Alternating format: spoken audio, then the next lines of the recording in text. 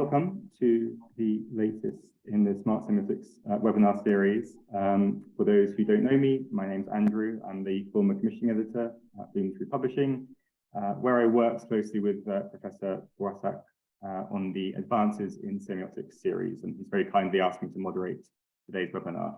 So we're looking forward to today's presentation. The webinar, well, the talk will last about 40 minutes, and then we have comments from our discussants, who will each speak for around 10 minutes. And if I have to very politely interrupt you at the end of that time, no offense is meant. We just want to keep onto our schedule. And I think that's all the admin done. So with that, I'm happy to introduce today's speaker, Professor Adolfo García. He's got a very impressive CV, but is a specialist in the neuroscience of language and communication. Currently serves as the director of the Cognitive Neuroscience Center at Universidad de San Andrés, Argentina. He's got over 200 publications in the area of neurolinguistics and bilingualism, the recipient of numerous awards, and has even hosted a television show. And he's joining us today to give his presentation on sense-making across the human organism. And with that, I'll hand over to Professor García. Thank you very much, Andrew, for that presentation. And thanks to Paul for the invitation. This is a very exciting and pluralistic series you have here. And it's just fantastic. It's just the right thing that we need here in this era of let's say, disciplinary diversity, but also segregation. So we need spaces where we can foster synergies between different things that we do. So I'm very happy to be here, and thanks everybody for joining the talk here live on Zoom, and whoever will be watching this afterwards. I'm going to share my screen now. And I would appreciate a thumbs up or a confirmation that you can see my screen. Can everybody see this? Yes? All right, good. So we're going to be talking about sense making across some of the dimensions of the human organism. The very first point to make is that we as human beings are geared towards sense making. Whether we are faced with words, musical passages, faces of other people, hand gestures, symbols, icons, whatever it might be, we find it very hard not to extract, derive, or construe meaning based on the multifarious stimuli that surround us in daily life.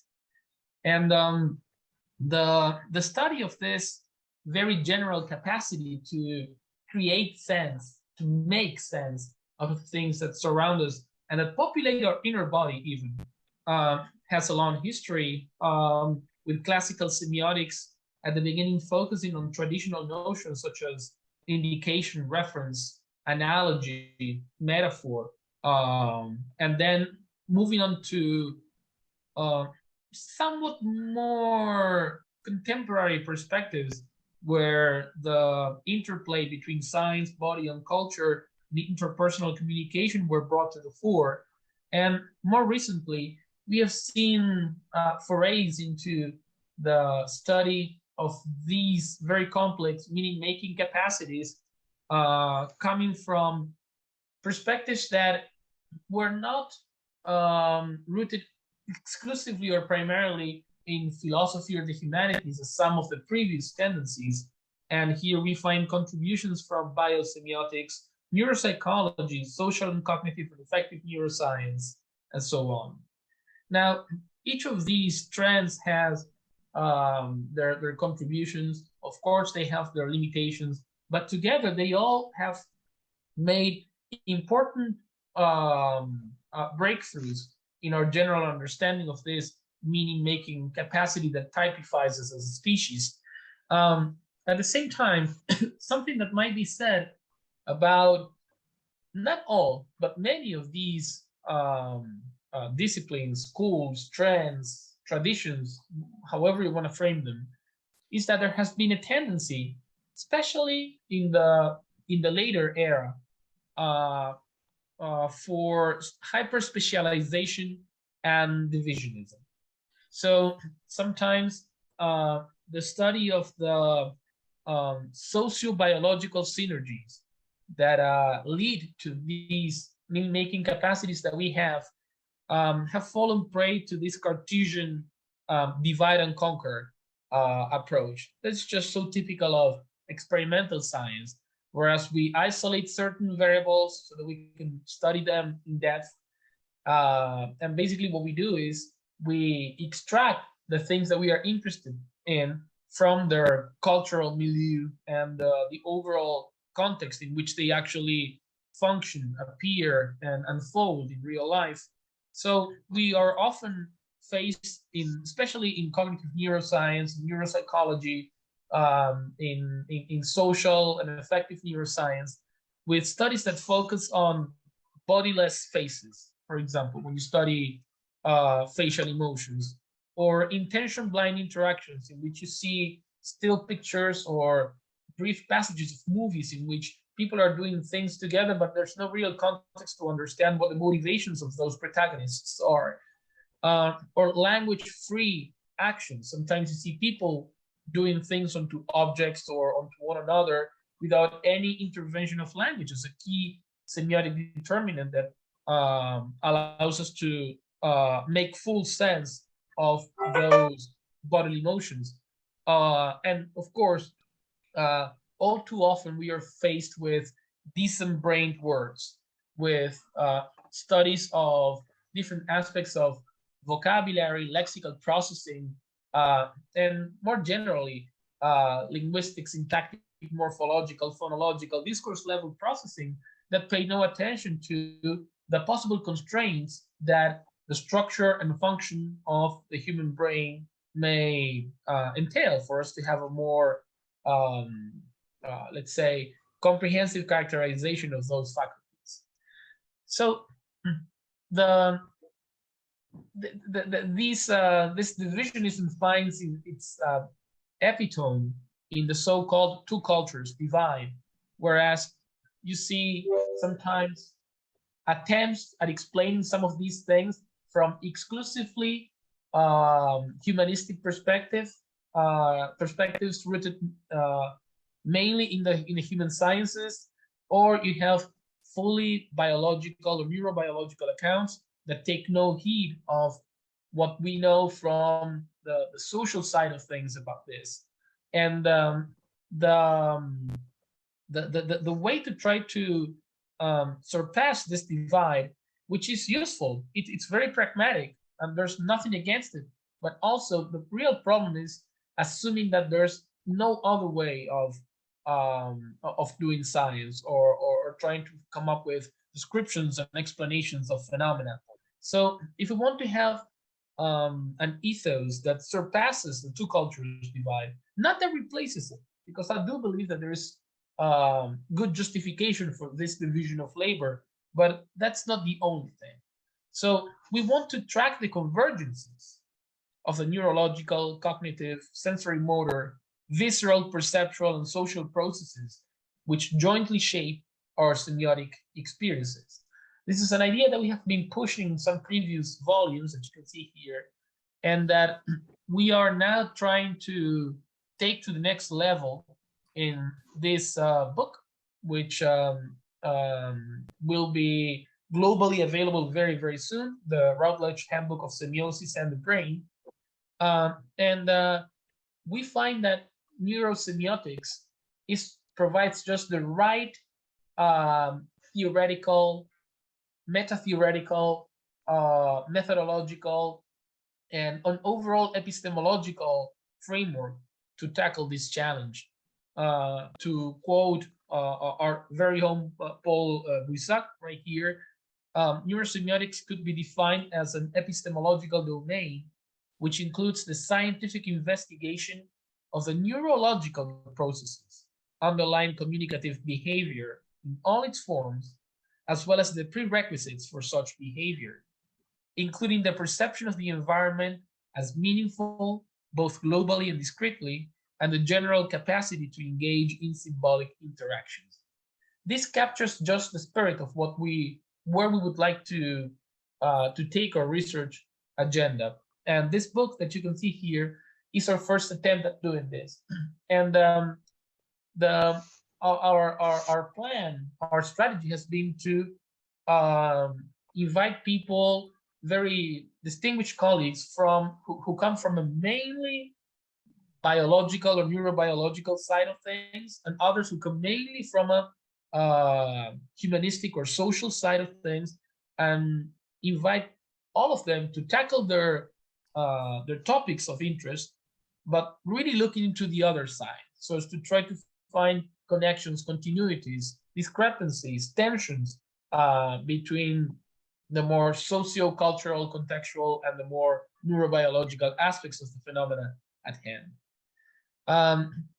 Now, the reason why we are interested in neurosemiotics is not because we are interested in pursuing or trying to come up with theories about the neural correlates of classic semiotic notions. Not at all. That is not what we are interested in. We are not. This is not an attempt to find the neural correlates of icons and indices and symbols and infinite semiosis. That is not what we are here for. There is value in that, of course, and excellent works have been done in that direction, including, for example, the great contributions of Professor Terence Deacon.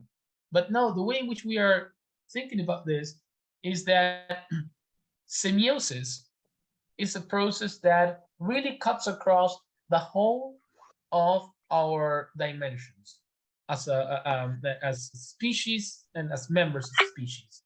So whenever you're faced with a semiotic experience, interpreting a word, waving at someone, inferring what the food that's being cooked is based on the smell when you come to your house, whatever it might be, there are so many dimensions which are tremendously interconnected, underlying that experience. And these cut across from genes to brain regions and networks, to blood flow patterns in those brain regions and networks, to electromagnetic activity occurring in your brain and are actually cutting across the whole of your body, action perception mechanisms, the interplay between experience and memory, context on culture. The one unifying thread that allows us to make holistic sense of this, we believe, is semiosis. And today, building on these prolegomena, if you will, I would like to propose one particular topic, which is language, and more particularly, which has been termed action language, as one phenomenon that we have been working for a number of years on, and for which we've been able to forge a truly multidimensional account, an account that does not try to describe or explain the phenomenon based exclusively on analytical descriptions or exclusively on subject level variables or exclusively on behavioral data, but rather on the interplay and the connections and the insights that we can derive from each of these levels that I just mentioned. As a disclaimer, of course, what I'm going to show you here does not exhaust the possibilities of what we can learn about the phenomenon, far from it. But the intention here is to show that you can tackle one and the same notion with a very diverse toolkit, and with all those insights that come from the virtues and the limitations of each method, you can start having all different pieces of a puzzle that can lead to a more informative, and by that I mean constrained, view of what we have at hand. When I say action language, by the way, this is a term that has become quite popular in the embodied cognition literature, and it refers basically to linguistic material, and this could be single words, single sentences, full-blown texts, that denote or at least allude to bodily actions. So typical examples of action language are verbs such as grab, kick, punch, applaud, things, words, mainly verbs, that denote things that you do with your body. And you will see that this is, I believe, a very interesting topic to explore these synergies that we are interested in. Now, to do this, we need a toolkit. And if you are going to tackle different dimensions of the phenomenon at hand, then you need tools that are actually sensitive to those different dimensions.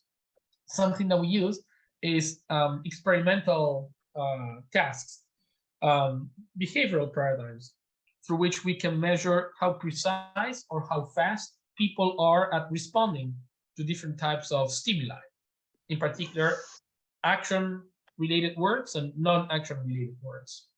We also use naturalistic texts, and here you can also measure different aspects of how these texts are processed, but moving beyond the atomistic single-item paradigm that is so typical of cognitive science, psycholinguistics, and really moving on to more complex textual materials.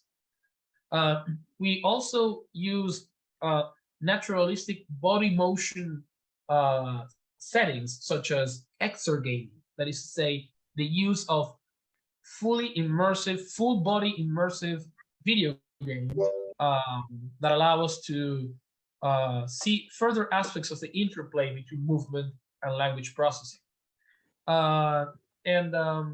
More recently, we have begun incorporating, and let's see if I can make this work. Yes. Automated speech and language analysis. So now we even have tools to track significant aspects of this and many, many other discursive phenomena in the way in which people speak spontaneously or semi-spontaneously. So we can record people as they are telling us what their daily routine is, or what they thought about a movie that they watch, or whatever it might be. And we can extract very varied acoustic features from the audio signal that we record, but also we can transcribe what people are saying, and we can extract lots of very complex information patterns that are distributed across their texts using natural language processing tools. Now, complementing all of this is our neuroscientific toolkit. So we can explore electrophysiological aspects of these things using EEG. We can explore hemodynamic aspects of this using fMRI. We've had a chance to venture into the domain of magnetoencephalography, also in one of the studies that I'll be showing you, capturing magnetic fields during neurocognitive activity. We've also had a chance to use non-invasive brain stimulation to see what the impact of hyper-exciting or, on the contrary, dampening the activity of a certain brain area can have on the deployment of certain cognitive skills. And we've also had a chance to work with intracranial recordings, in which we can literally see the brain activity from the inside of brain cells as these semiotic events are happening. So the main point of departure here is that if you take a look at many, and I should say most, of the most popular, most widely disseminated accounts of language and vocabulary in particular, but language at large, you will see that those models, they can be true, they can be correct or they can be incorrect. You can find them satisfying or not, but the truth is that most models assume or only focus on the human mind or the human brain, if you will. And the constraints that they have and the constructs that they posit can be confirmed, extended, or falsified just by looking at ahead. And those models could be true even if we were only floating heads, basically because they make no provisions, they make no room for anything other than the mind or the brain to impinge on how we process language, how we understand words, how we communicate, how we deploy semiotic skills in real life. But you can, of course, choose to delimit your objects of study this way and say, hey, we're just going to focus on the head. But if you do that, you're either going to be omitting an important fact, or in the worst case, you're going to be coming up with spurious notions just because you're not contemplating the very obvious fact that our heads, our brains, our minds, if you will, are part of a larger body. And the structure of our body, the apparent symmetry of our bodies, the functions of our bodies, what we can do with our limbs, and what we cannot do with our limbs, you can choose to say they have no bearing on how language is organized and processed. Or if you follow an embodied view, you would say, hey, maybe language and our semiotic skills at large are the way they are because our brain is not just, because our semiotic capacities are not just embrained, but they are embodied.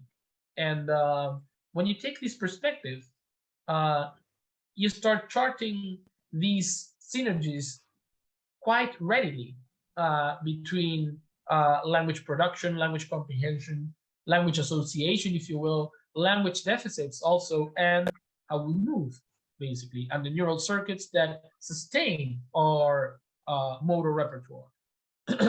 And I guess a key lesson here comes from my son. This is Alan, baby A for family members. This is an older picture of him. He's holding his guitar before he ripped all of the strings off in a moment of metal fury. But I remember playing with him, and of course we still do it today. And sometimes he would tell me, "Daddy, run, run." And he would say that as he saw me running, or he would say, "I can jump," and he would say that as he was jumping, or he would say, "Can you hold me?" as he was gesturing that I should hold him, or he would keep saying it while I was holding him. "Bring me the guitar," he would say as he gestured to the guitar. "Walk with me," he would say as he was walking, or "Let's play," he would say as we were both playing. The lesson here is that action observation, action execution, and the verbal description of actions were completely integrated in all of these daily settings.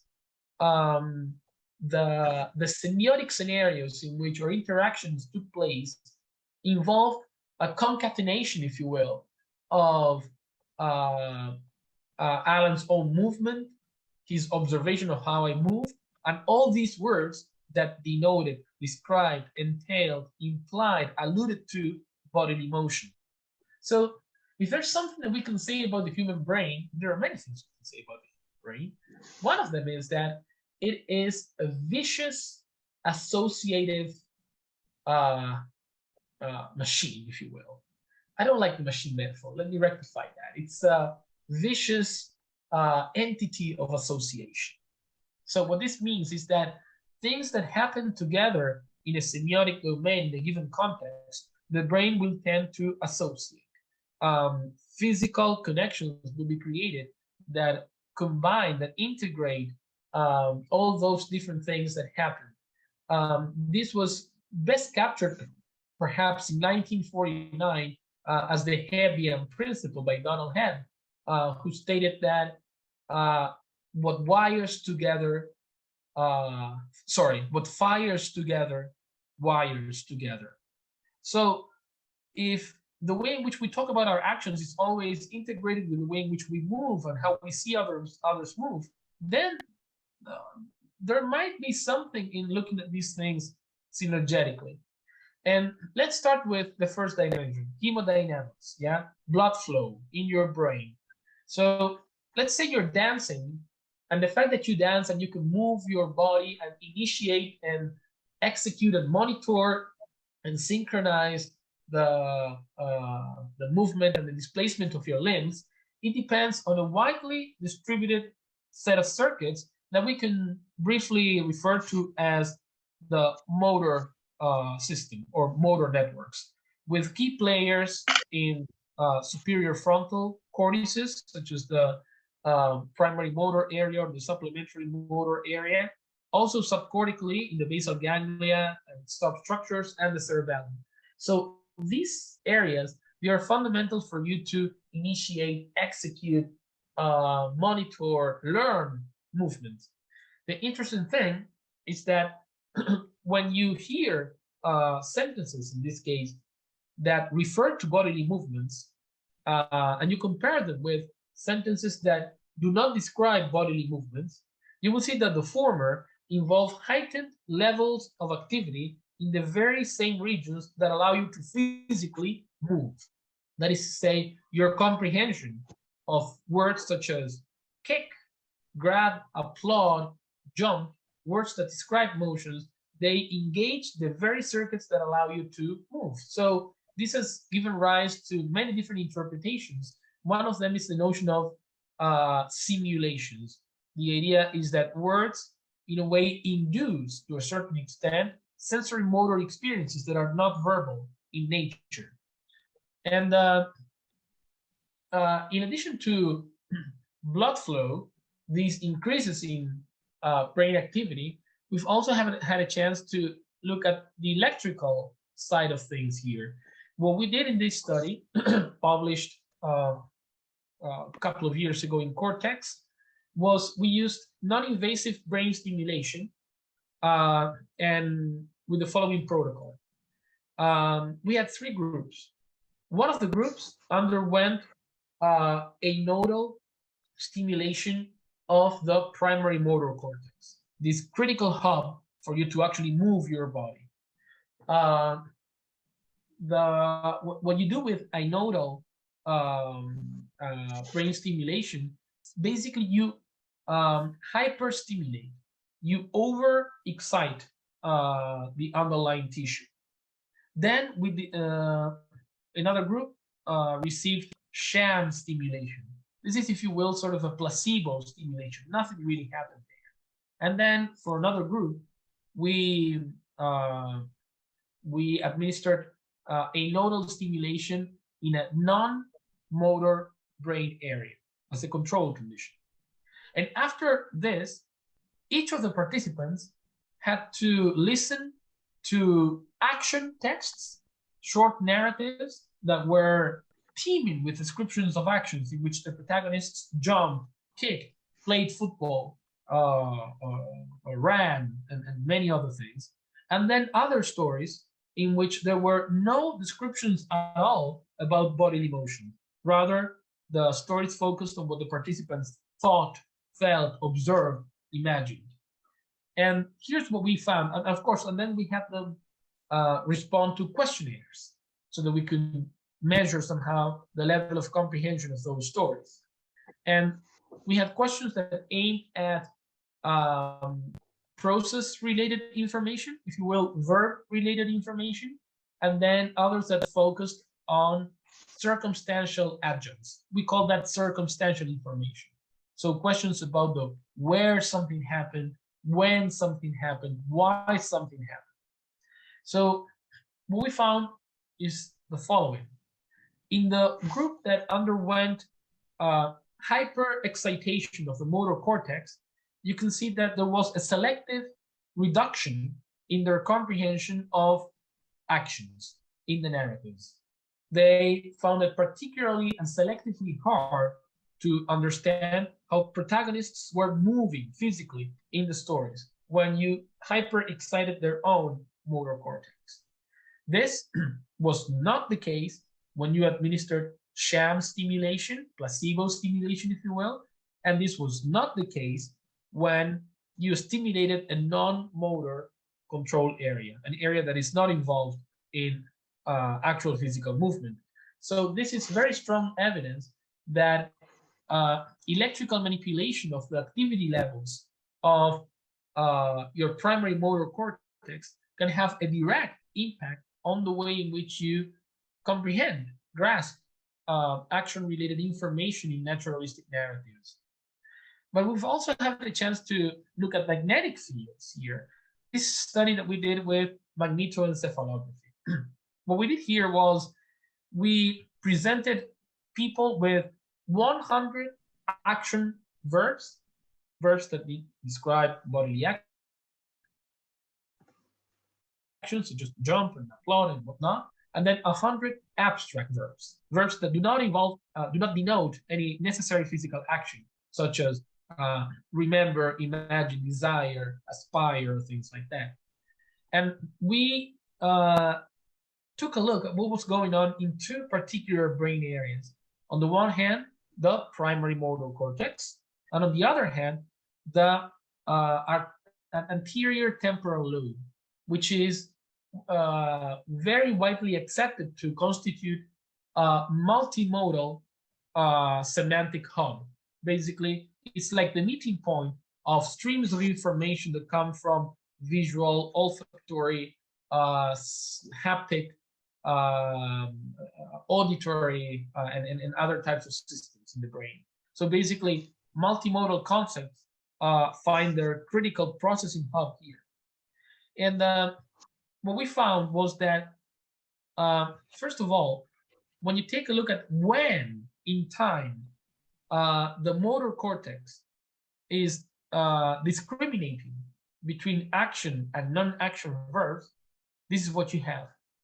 The motor cortex establishes the difference between those two categories as early as 150 milliseconds after word presentation. When you take a look at when this canonical conceptual hub, the ATL, does the same thing, you see that this happens much later, around 400 milliseconds. And what this suggests then is that, at least for certain words, the reactivation of bodily experiences is not just a secondary phenomenon. It's not just an epiphenomenon of some other forms of comprehension. Rather, the simulation of sensorimotor experiences that language can induce is one of the first steps that the human brain follows in construing meaning, even in as simple settings as those of single word reading. We've also been able to track the role of functional tracts and networks, and I'm not going to bore you with the details, but we also have evidence that the way in which different brain areas are structurally and functionally connected respond to the same pattern.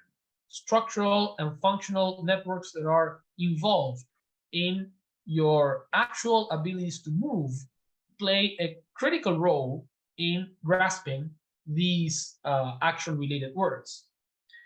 But moving beyond neuroanatomy, well, at least partially so, we've also had a chance to chart genetics here. And this is a very peculiar paper we published a few years ago, in which we worked with a single patient who had genetic ataxia, that is a movement disorder caused by focal atrophy of the bilateral cerebella. And this particular case was due to mutations in the STOP1 gene, which is a very rare genetic form of ataxia, I should say. Now, what we found, first of all, is that in this patient who was actually confined to a wheelchair, that is how severely affected his body movement systems were, this patient had selective deficits in processing action-related verbs relative to many other categories, including abstract verbs and different types of nouns. So the compromise of his motor system also affected the capacity to process action-related verbs in this case. We found that this correlated with the connectivity of the cerebellum, which is a critical movement-related hub. But here's the interesting thing. because we knew which gene was the cause of this disorder, we queried the Allen database, and we found which were the brain areas over which this gene was expressed. And what we found was that the areas that were compromised by the genetic mutation had a massive overlap with the areas that were related to the selective action-verb processing deficit. So indirectly, yes, but non-trivially also, here we have a first insight into the possible or one possible genetic correlate of the integration of action in language, action in the brain, and action in the human body. These connections, they cut across the whole of your body. They really do impinge on the whole of your organism. For example, in this study by Frack and colleagues, participants were asked to hold this cylinder as they listened to words. That was the whole experiment. There were two tricks here, however. First, the cylinder had a pressure-sensitive device that could capture unconscious changes in the pressure that was exerted on the cylinder. And the second thing is that the words that the participants listened to involved action verbs and then nouns which denoted static objects which do not move, basically. And what you can see here is very interesting. The act of passively listening to action verbs triggers muscle activity. It increases the grip force that you exert unconsciously on the cylinder, meaning that when you are perceiving a word that denotes bodily motion, even if you don't know it, the semantics of that word in a way sort of percolating across your nervous system and causing your actual muscles to tense in a very specific way.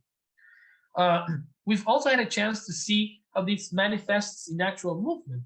And what we found here, for instance, is that when you are writing words, if I give you verbs that denote manual actions, such as grab, and verbs that denote non-manual actions, such as run, and then abstract verbs that do not involve bodily motion, such as think, the actual gesture, the physical movement of your hand for writing changes. And basically, when you are writing a hand-related word, your hand moves faster than it does when you're writing any other type of word. So this is further evidence that the way in which we move, even in very simple settings, can be affected cross-dimensionally by the meaning of the words that surround us. We have neurophysiological evidence of this interaction, but I'm mindful of everyone's time here, so I'm going to skip this one. And we even have full-fledged network-based and predictive coding models to account for these processes. But here's an interesting thing too. The opposite can also be true. Action can shape meaning. In this study, we had 8 to 10-year-olds listen to an action narrative and a non-action narrative. And we asked them questions about different things, including how characters move, where things happened, when things happened, and whatnot. After that, so we assessed their comprehension level. And after that, for 9 days, 90 minutes a day, we asked participants to play Nintendo Wii games. These are full body immersion video games in which you have to jump, dance, kick, punch. The whole of your body is is fully engaged in this very ecological and motivational activity. And after 9 days of ecological bodily training, we gave them another action text and another non-action text and assessed their comprehension. To make it simple and quick here, what we found was that after this body training, their comprehension of circumstantial information did not change. Their comprehension of abstract verbs in the narratives did not change, but their comprehension of action made by the protagonists significantly improved. So basically, this means that if you put your body in motion, you can enhance the way in which you process it, you understand the way in which characters in naturalistic stories move. And we have evidence concerning the role of linguistic experience, and we've shown, for example, that depending on when in life you incorporated a given language, working with bilinguals, and how proficient you are in that language, can also impinge on how crucially these motor networks are recruited during the processing of action-laden stories.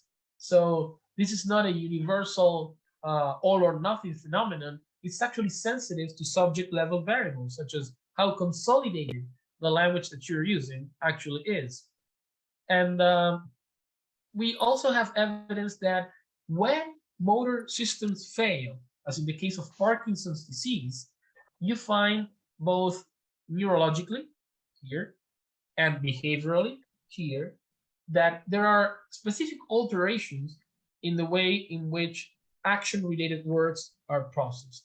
Basically, when your motor systems are not working well, you find it particularly and selectively hard to process words that denote bodily motion, which is very interesting because this not only informs the multidimensional semiotic model that we are trying to put forward here, but it also shows that there are concrete translational avenues to be derived from this body of work. Once you understand that certain words or semiotic experiences hinge on the integrity of certain brain circuits, then you can use relevant stimuli alluding to those semiotic experiences to see whether those circuits are working well or not so well. And this is one way in which a neurosemiotic account of language, or actual language in this case, can have concrete applications on the real world, in this case, clinical settings. So in a nutshell, when you think about the semiosis of actual language, you are faced with a tremendously multidimensional phenomenon. And full-blown comprehension of this involves looking at blood flow, electrical signals, magnetic fields, brain tracts, functional networks, genetic correlates, reflexes, actual motion that you deploy with your body, and different aspects of your experience, including when in your lifetime you incorporated a certain language. So by effacing disciplinary boundaries, we can approach semiosis as the multidimensional phenomenon it is. I hope that this overarching spirit will resonate with some of you, and I appreciate your attention. The work that I presented today, I'm the one here talking, but this is the production of a fantastic group of talented people that make up our Cognitive Neuroscience Center. So my gratitude to all of these wonderful researchers and students that contribute to everything that I presented today. Once again, thanks for your attention, and I'm happy to take any questions you may have. Thank you very much, Professor García. Really fascinating presentation, and really appreciate you presenting the work that you and your center has been doing. I'm sure there's an awful lot there for our panelists to delve into. So we'll move on to the discussion portion of the webinar. We have 5 discussants today who will be making some points based on your presentation, and we'll be posing some questions which will give you the opportunity to answer at the end of the webinar. So without further ado, I'll present our first discussant today. It's Professor Annabelle Lukin. She's Associate Professor of Linguistics at Macquarie University in Sydney, Australia. So a very early morning, so we very much appreciate you being here today. She's a researcher in social semiotics theory and the author of a book entitled War and Ideologies. So over to you now, Professor Lukin. Thank you very much. I've got my partner here in the background who's also a linguist and well known to Adolfo. So we were both very happy to set our alarm for 1:45 this morning to be here for this presentation. So I've really just got a couple of, I guess, the questions, Adolfo. So am I correct to characterise the work you were talking about today as largely interested in the pursuit of correlates?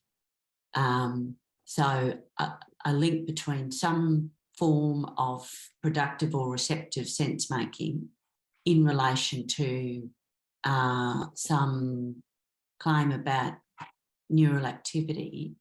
So can I characterise it in those terms? And as a follow-on from that,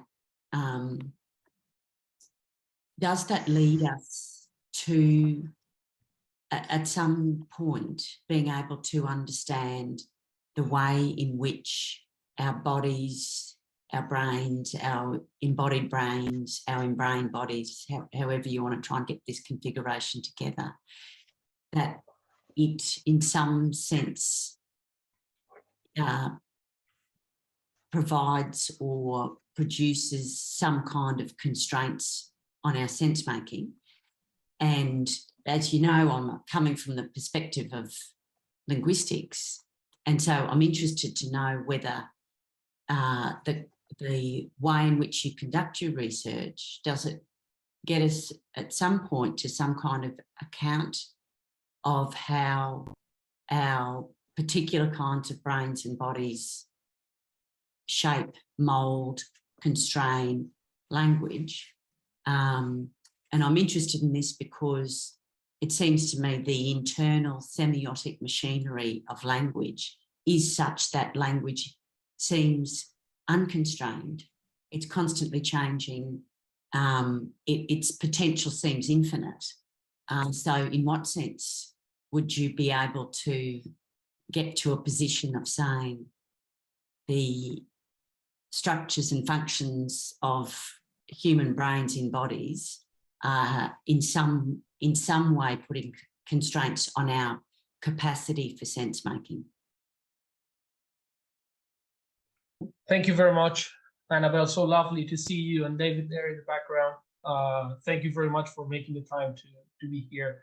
So I'll try to be brief here, just in the interest of time.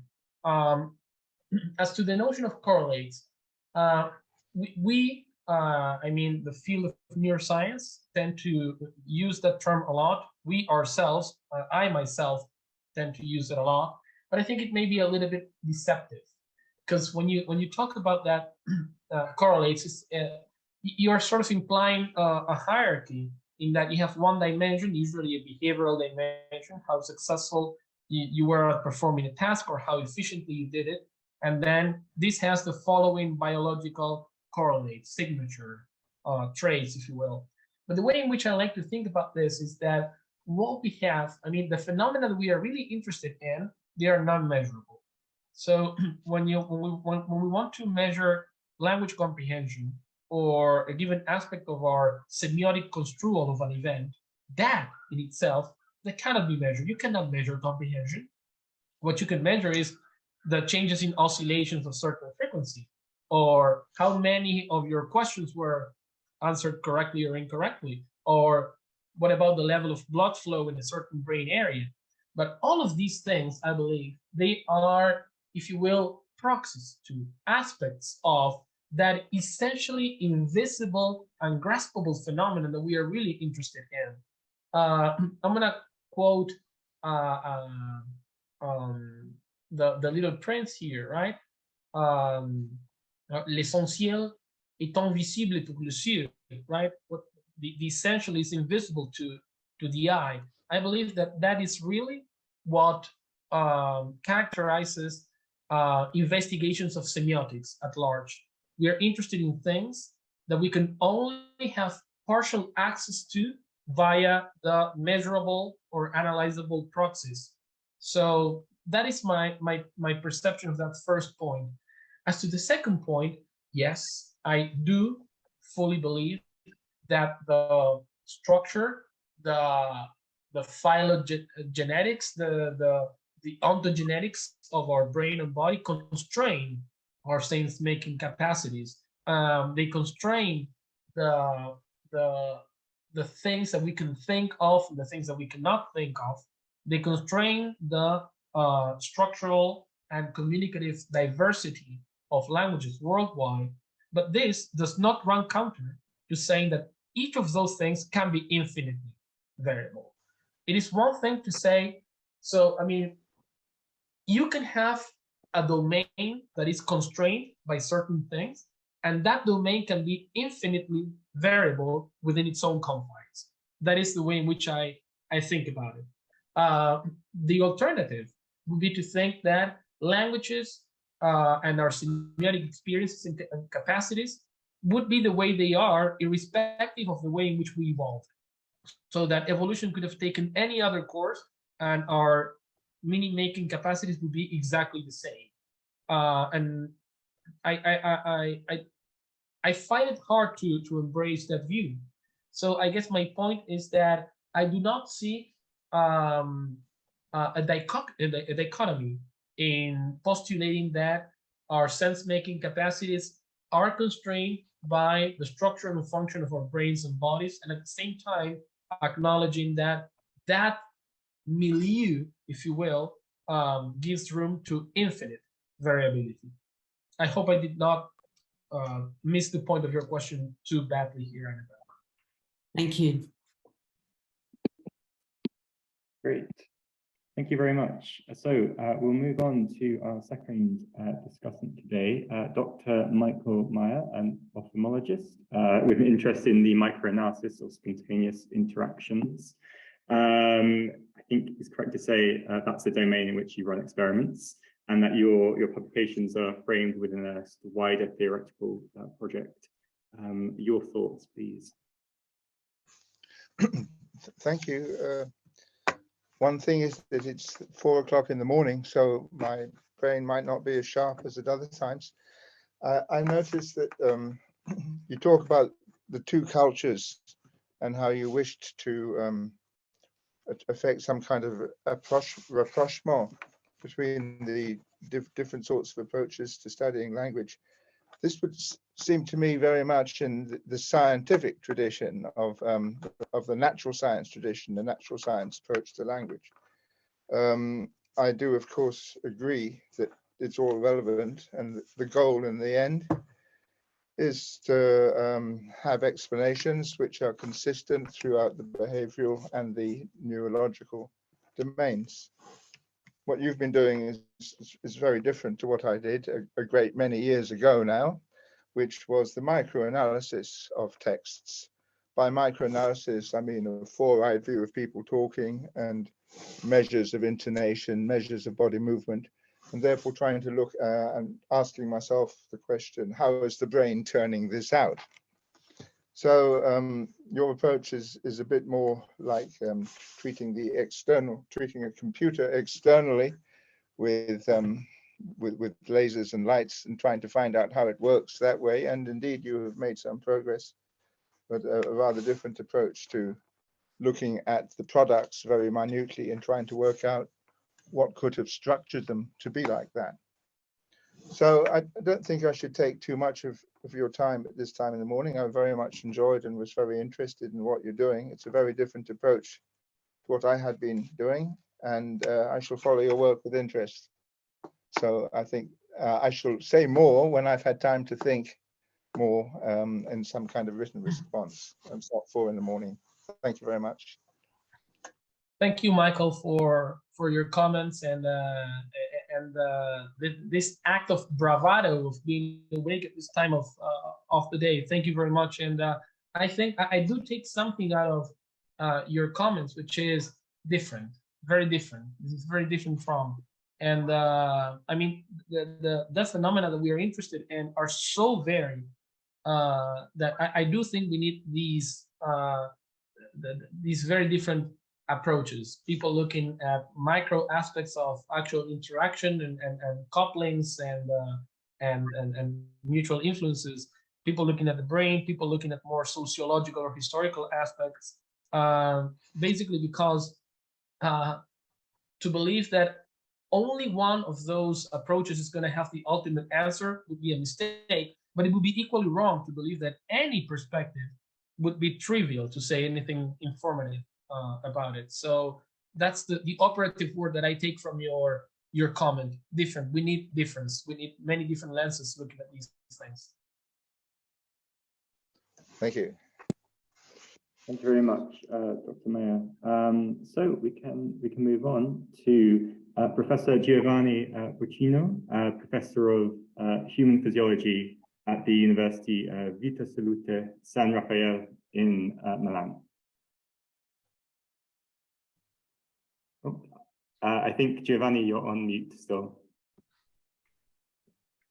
There is no audio. Can you hear me? Yes. Okay. So thank you, Alfonso, for this nice and comprehensive talk. I think that as a neurophysiologist, of course, I can only appreciate also the approach taking into account the role of the motor system in action processing and in language processing. And I appreciate also the fact that you stress the role of these motor areas both in action observation, action execution, and in language processing. And indeed, some papers of mine also go in this direction. I want to ask you about abstract language, because apparently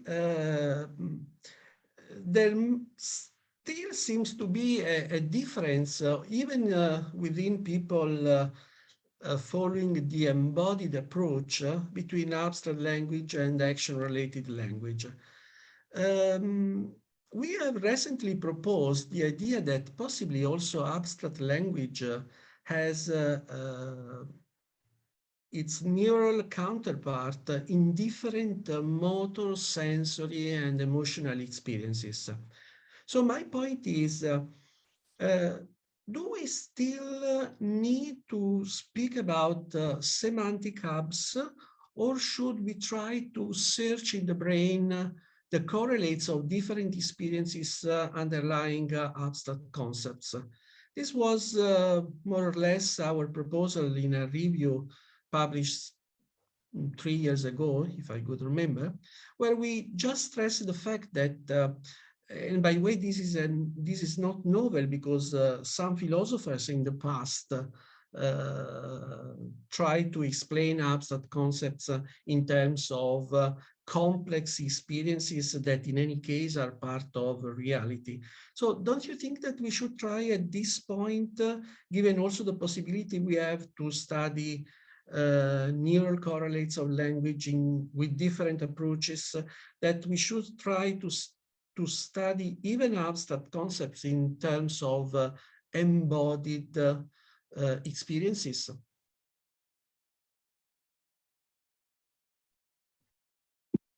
Adolfo, you're also on mute at the moment.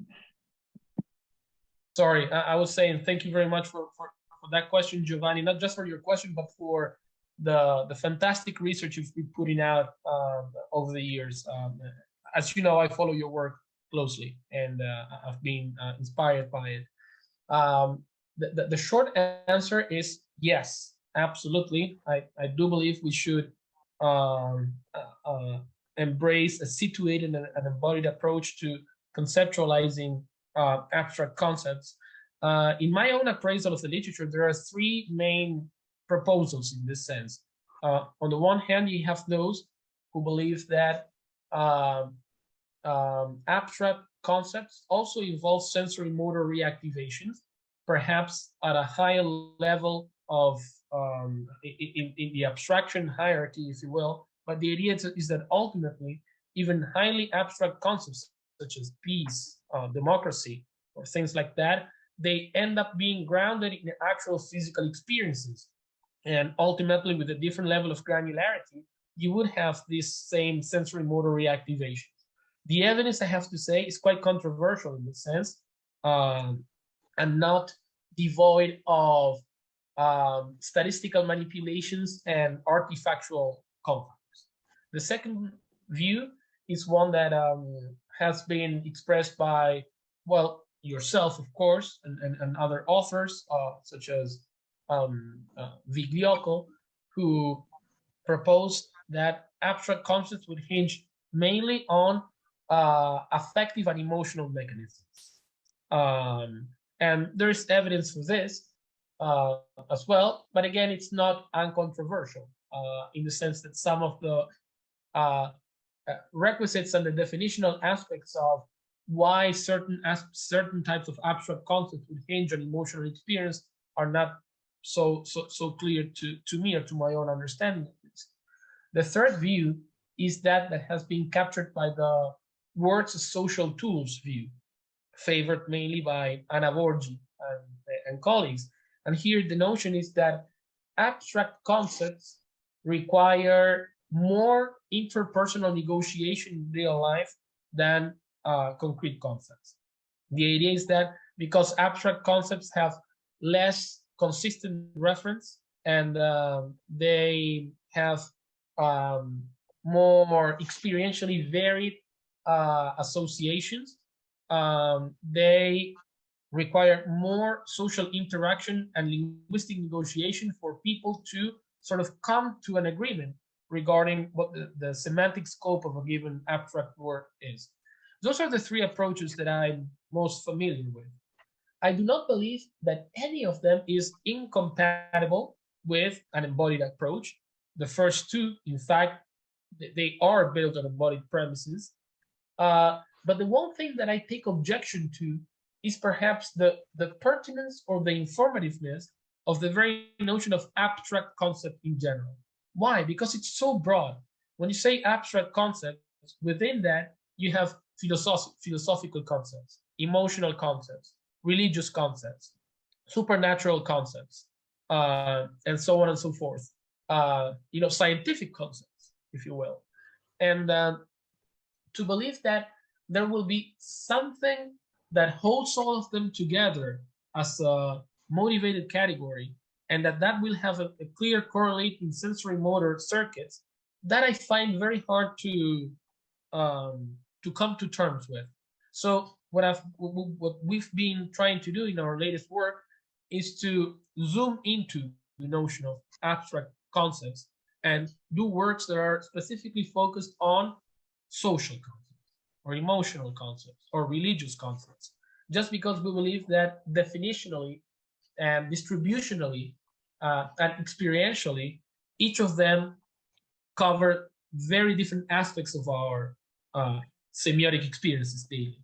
So that would be my quick question, my quick reply here, Giovanni. Yes, to the embodied account, but maybe not so much on the hyperordinate, on the superordinate of abstract concepts, but zooming into the different forms of abstract concepts that we are using in daily life. That was exactly my point. I mean, I think we should try to, let's say, to focus on the different aspects that abstract concept include, and searching for the neural correlates related to these different aspects without claiming any, let's say, supramodal or how we could say in a old language, an associative way in the brain to look at these concepts. But this is exactly my view of the problem. Thank you very much. Thank you. Thank you, Professor Ticino. So we have two panelists left to speak. Our next panelist is Professor Rukmini Nair. Professor Nair is Professor of Linguistics at the Indian Institute of Technology in Delhi. And yeah, welcome, Rukmini. Thank you. Andrew, I mean, I thank you for a very, you're not Andrew, sorry. Professor Garcia. Thank you for a very wide-ranging and presentation, which was also clear on your own positioning within a very vast field. I would like to add a layer to your incontrovertible premise that that we are sense-making creatures, and maybe not just human beings, but all people. And the layer I'd like to add in order to preface my questions is that not only are we sense-making creatures, but we are creatures who can question our own processes of sense-making and put them into doubt. And this self-reflexive quality is quite important for us as a species, or so I believe, and where language comes in.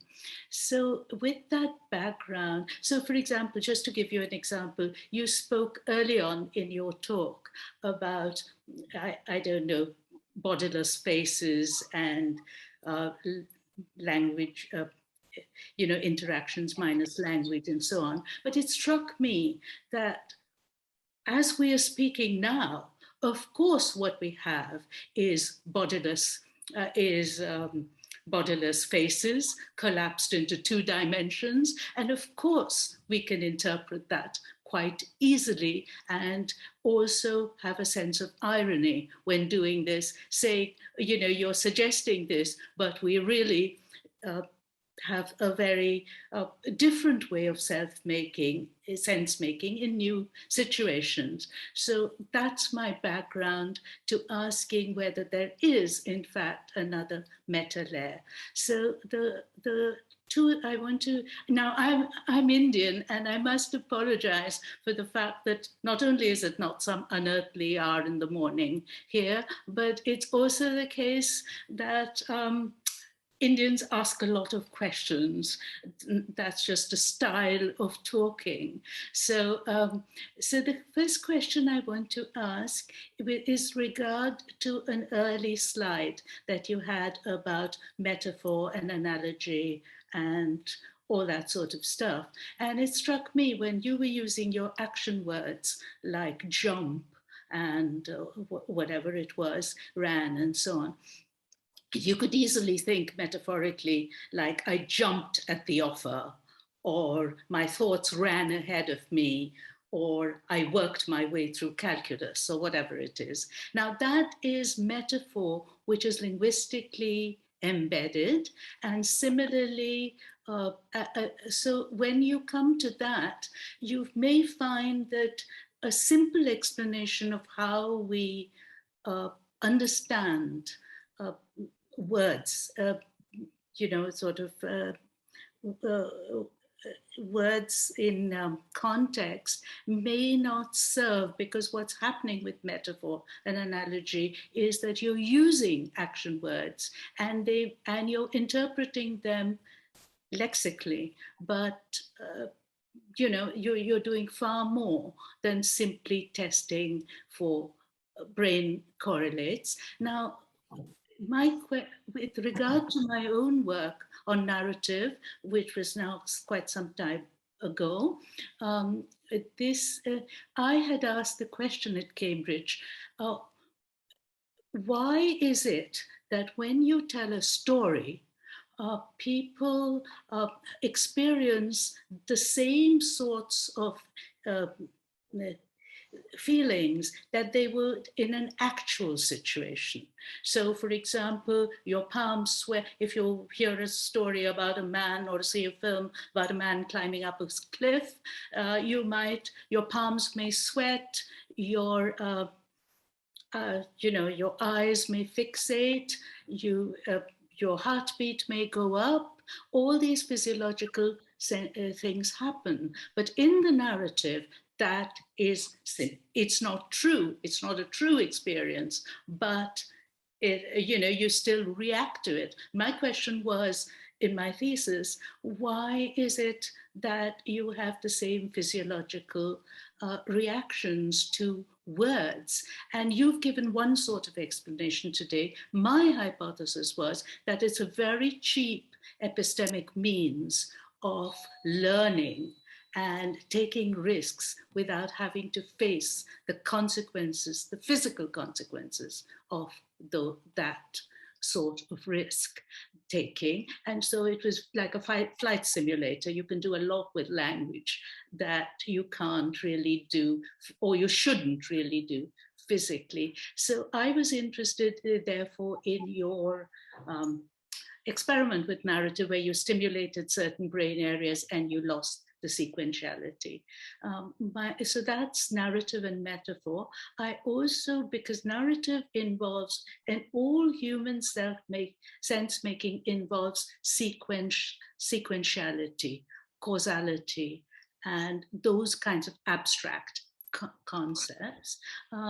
My question was, if you have sentences, say 2 simple sentences, like, you know, the baby cried and the mama picked it up, versus the mama cried and the baby, and the mama picked it up and the baby cried, because then you would get completely different causal sequences. Or one of my examples, let's say Julia died before she wrote her exams, versus Julia cried before she wrote her exams. If we ask the question, what's the logic? You would say, in one case, Julia finished her exams, and in the second case, she did not.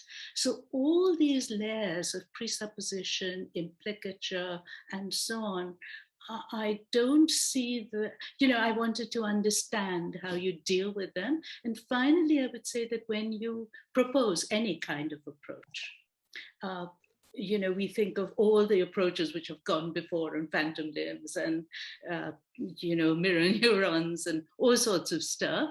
And we should be able to answer questions which have always been there in the field.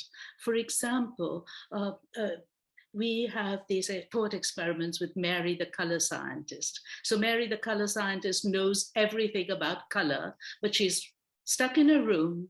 She has never experienced color, but she's the greatest authority in the world on color. So how would you, from your paradigmatic point of view, answer these conundrums which have been there in the philosophical literature and in the psychological literature for a long time? I think I'll stop there. I have other questions, but I'll stop there. It was just a pleasure to hear you raise these questions with me. Really, I mean, so rich, so thought-provoking. So thank you very much for that.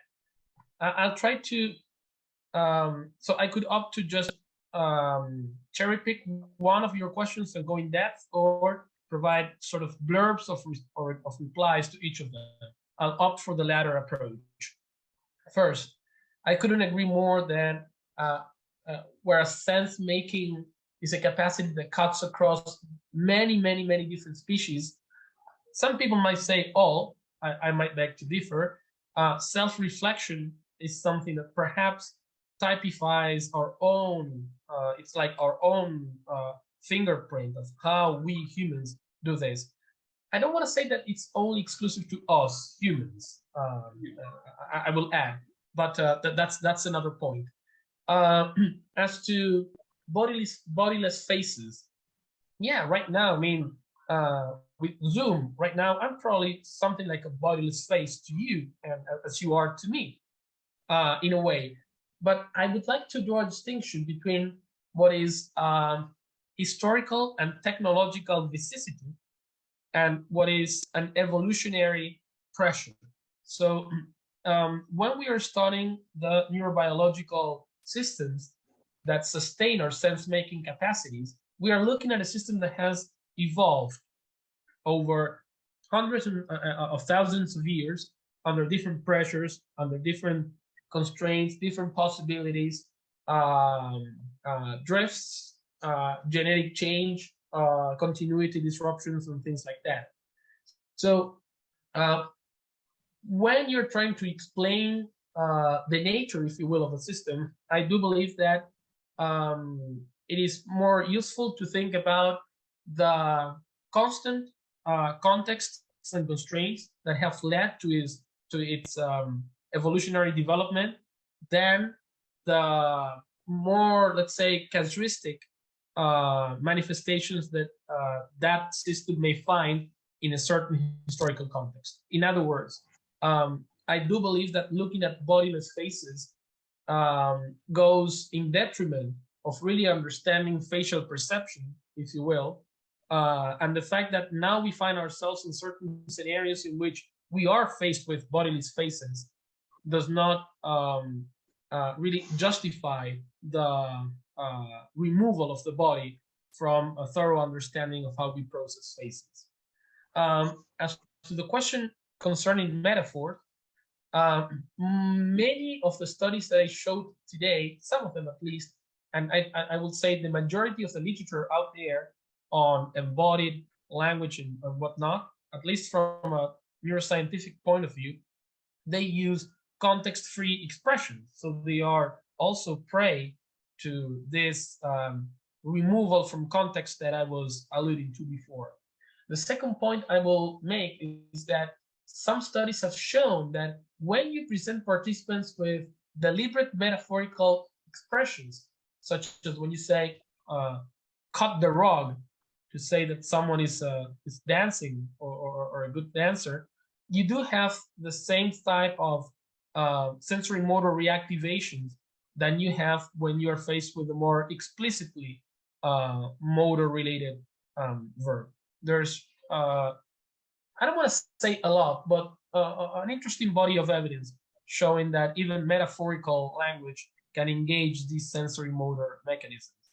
And the third thing I would say is that the fact why we moved on to the use of naturalistic texts, like the ones I showed in the brain stimulation studies or the exergaming studies and whatnot, is precisely this, to try to explore whether these phenomena that have been so often observed for isolated words hold when you place those words in a cohesive, coherent text, where you have multiple sorts of constraints that help you disambiguate, if you will, or at least reduce the space of polysemy that each of those isolated words could involve. As to the question, you're reading a novel and you sweat. Absolutely. And not only that, your pupils dilate and your breathing changes and your heartbeat accelerates, especially in the moment of high tension, if you will. I really like the sort of efficientist account you proposed in your thesis, and I believe there's absolutely explanatory room for that. But my own take on this is that we do not learn language in isolation, in a social vacuum, in a contextual vacuum.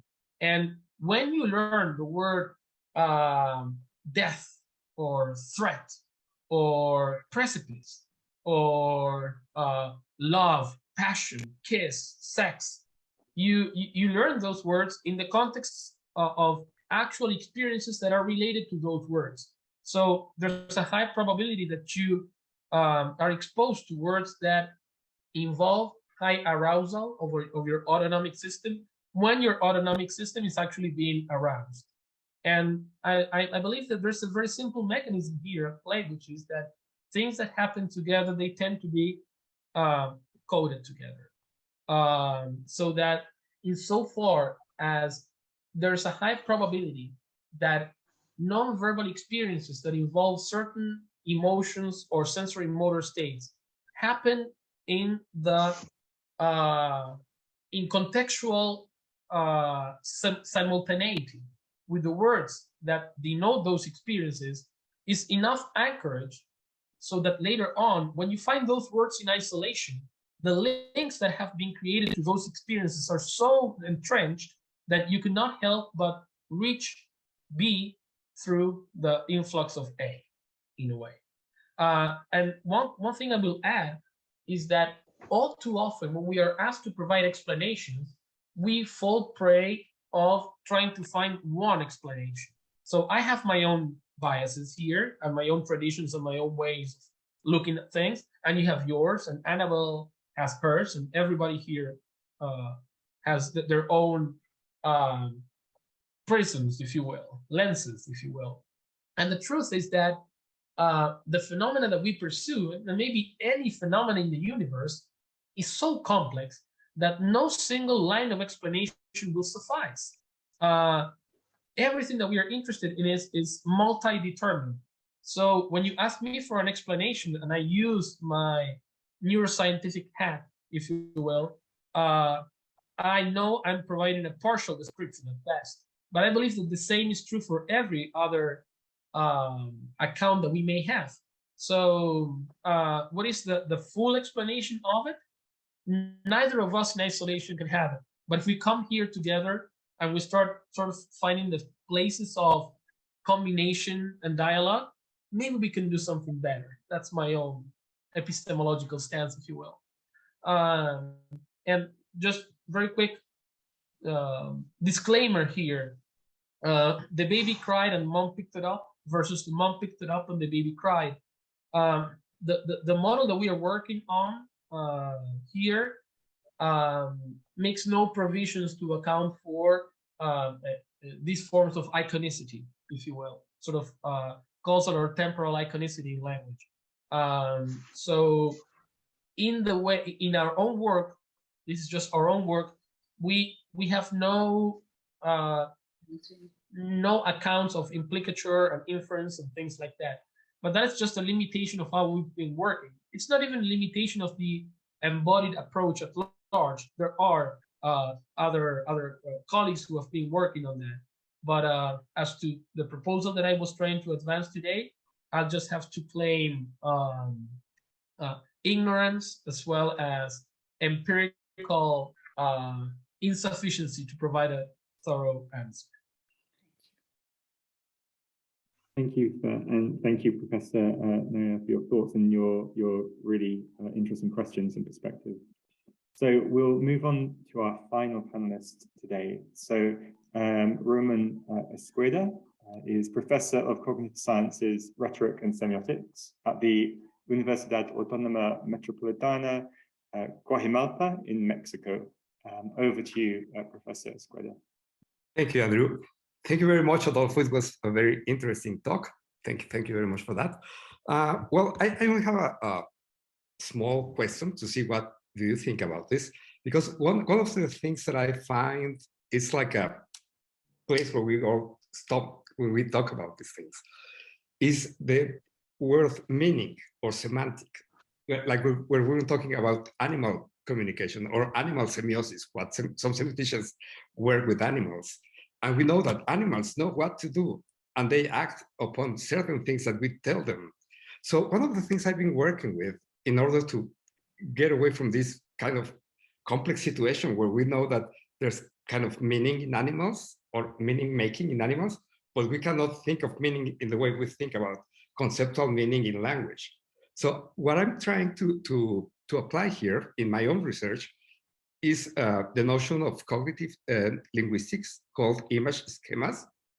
Like the way the motor system works, I think, I don't know if you agree, but in a complex way with image schematic structures.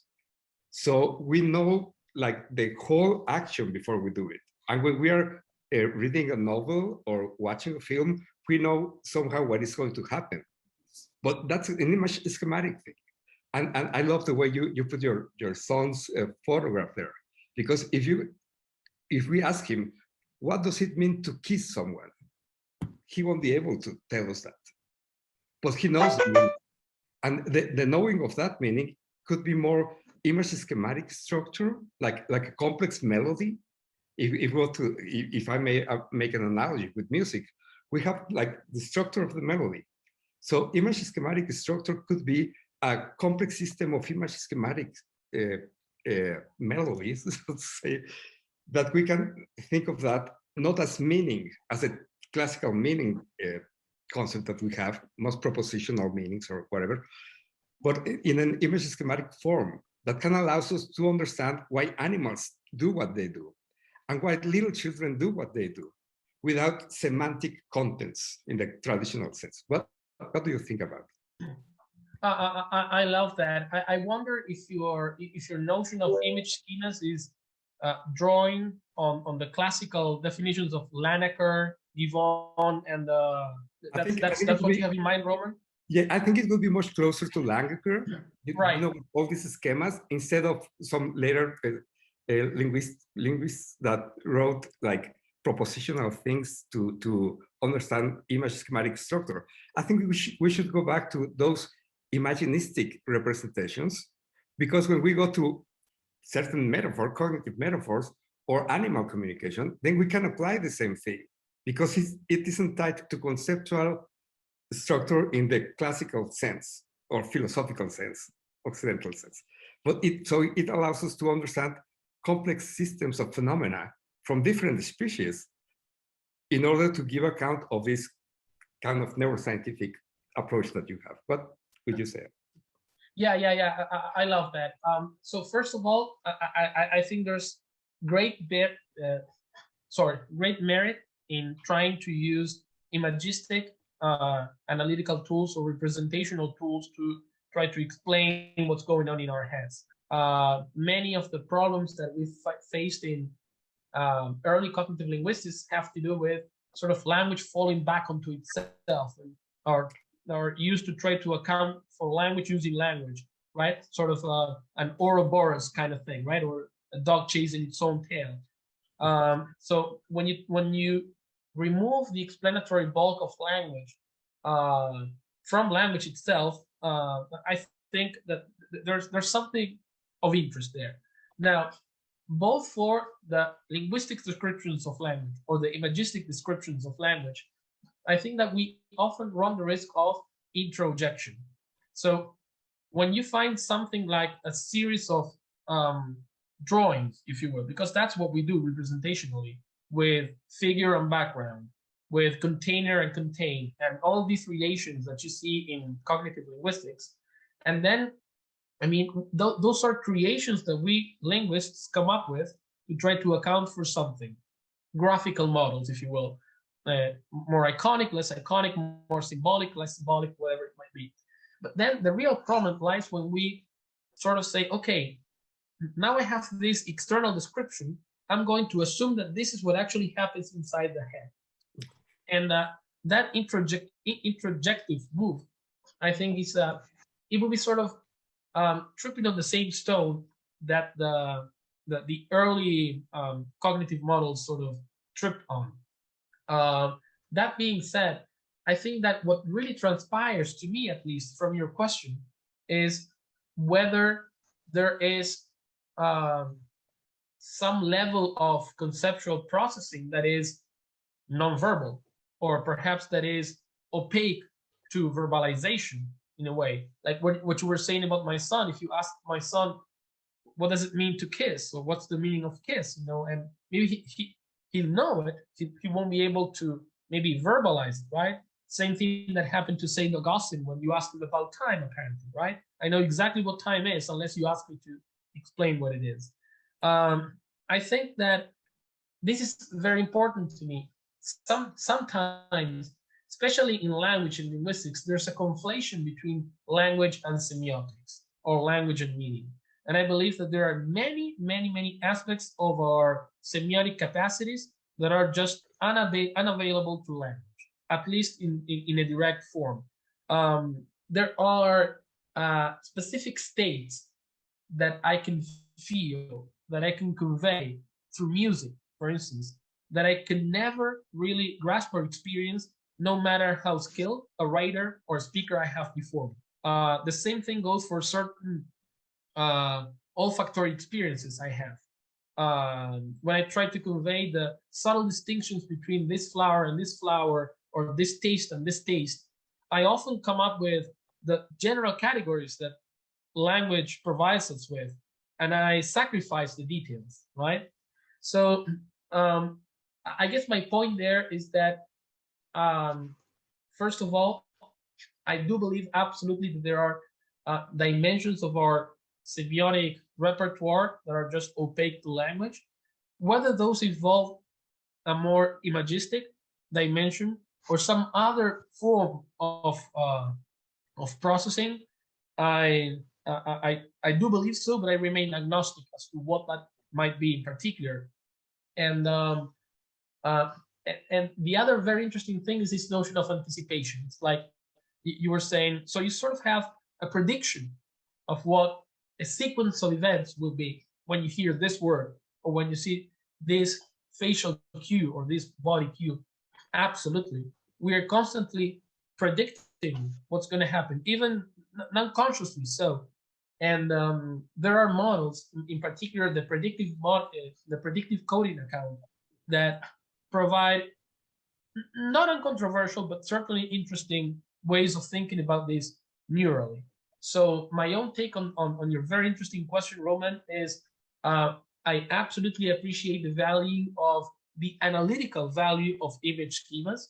Second, I remain agnostic as to whether those descriptions really capture anything of what really goes on in our brains, or if it's just sort of a post hoc explanation that we come up with. And I would try to think that whenever we have that and then we implant it back in our brains, we are falling prey to introjection, and that might be useful sometimes and not so much in other times. I completely believe that there are aspects of our semiotic capacities that language just does not have long enough tentacles to reach into, and that everything that we do triggers predictions. Absolutely. So that would be my quick impromptu reply to your very interesting question. Thank you, Adolfo. Okay, well, thank you very much, Professor Squida, for your questions, and thank you again to all of our panelists, and of course to our speaker, Professor Adolfo García. So I believe that with this, we've come to the end of today's webinar. We have covered a lot of ground, and there are some very complex ideas here, at least from my point of view. So if anyone would like to revisit today's webinar and the discussion, the recording will be made available on the Smart Semiotics YouTube page. And with that, I think all there is left to do is to thank you all once again, and to say that we hope to see you all at our next webinar. Thank you and goodbye. Thank you very much, everybody. Bye-bye.